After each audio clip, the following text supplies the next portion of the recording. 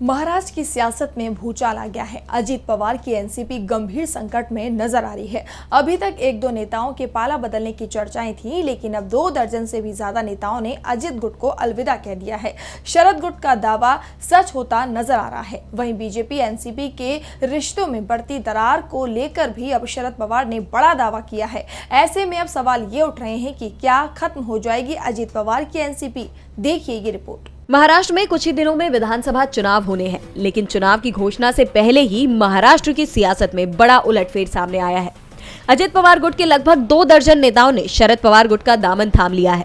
पाला बदलने वाले प्रमुख लोगों में एनसीपी के पूर्व शहर अध्यक्ष अजित ग्वाहाडे, कार्यकारी अध्यक्ष राहुल भोसले, छात्र शाखा के प्रमुख यश साने, भोसारी विधानसभा सीट प्रमुख पंकज भालेकर सहित लगभग 20 पूर्व नगर निगम पार्षद और अन्य इकाई प्रमुख शामिल हैं।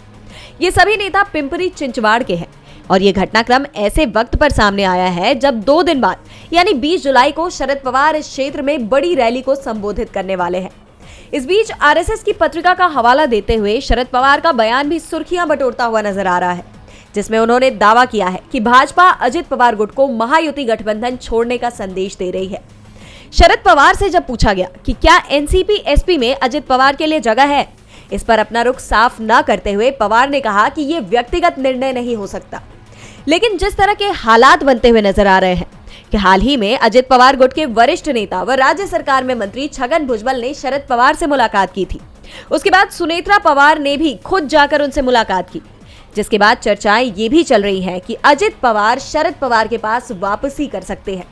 और अगर एनसीपी एकजुट हो गई तो ये बीजेपी ही नहीं, एनडीए गठबंधन के लिए बड़ा झटका साबित हो सकता है। डीवी लाइव की रिपोर्ट।